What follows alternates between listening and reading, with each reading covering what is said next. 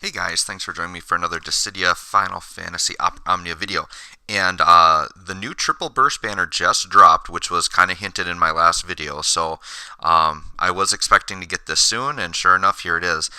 So what I'm going to do today is I'm not going to actually pull on this banner because I don't really. All I need on this banner is Warrior of Light's BT, and his BT isn't worth like going for on a banner like this.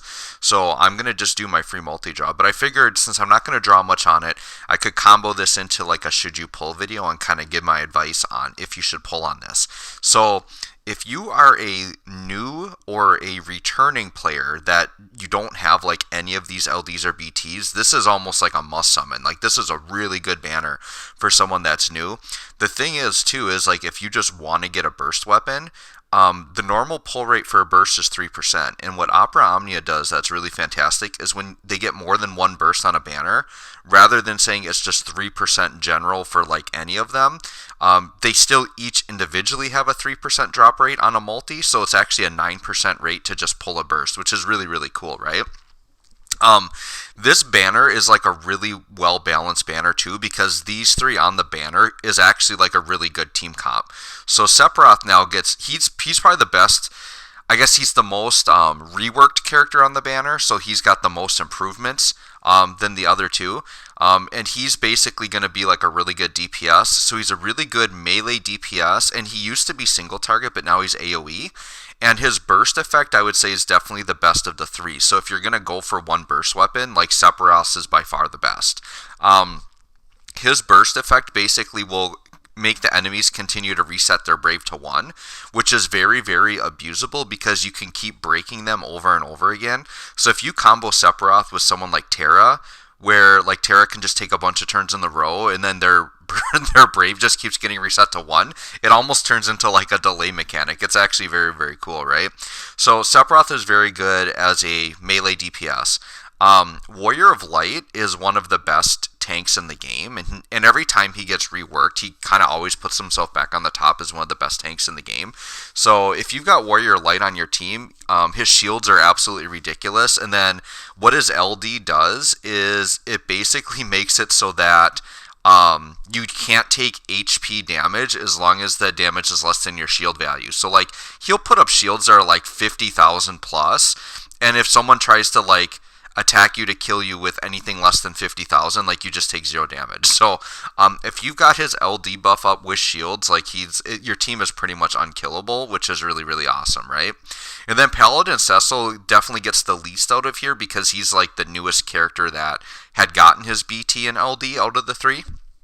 But Paladin Cecil is still really good, and he gets like a little buff with this, but nothing too crazy. But like I literally just used Paladin Cecil on the most recent Lufenia, so Paladin Cecil is still relevant and very good. He's very good because he can heal, and he's also like one of the better aura bots in the game. Like he gives HP or extra bonus HP damage to the party, which is really, really good, and gives like attack to brave and HP in attack. So like yeah, he's a really good just like an aura bot. Like I always bring Paladin Cecil if I can, just because his auras are so good.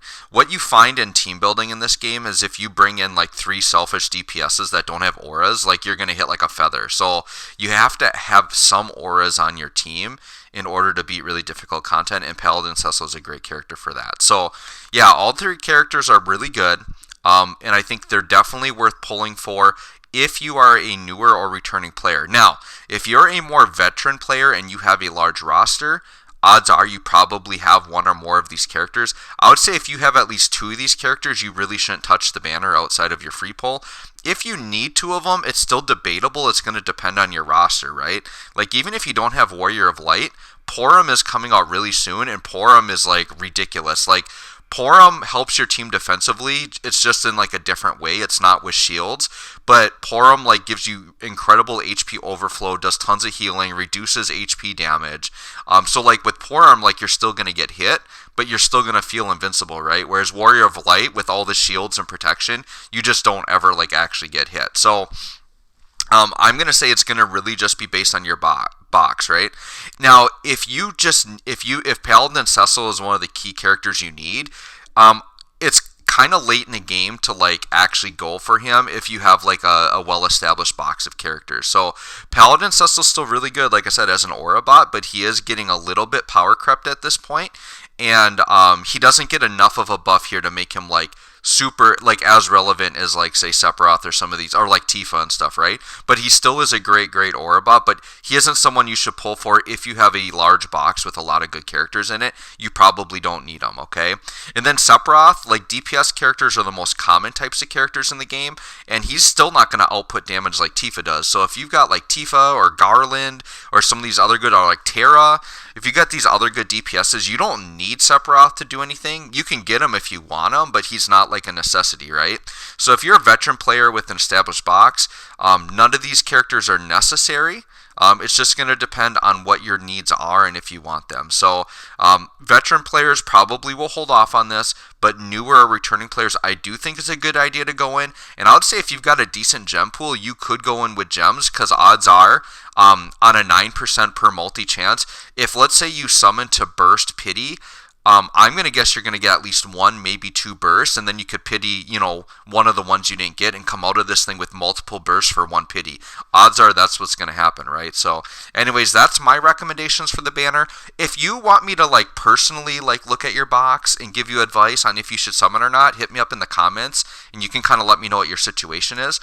So with that, I'm going to go ahead and do my free multi. So really the only thing that's going to be a W for me is a burst. Warrior of Light would be my number one choice because I don't have it. But I would take any burst because I can sell them for burst tokens, right? So let's see, 9% chance. Let's see if I get lucky here. We got a gold ore, but it's probably not going to be a burst, right? Who knows? It could be, though.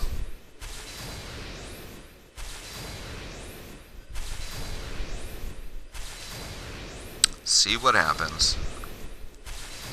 My guess is just like a 50. Well, it's got to be an EX or better, right? So probably an LD or an EX I don't have. Here we go. Wow.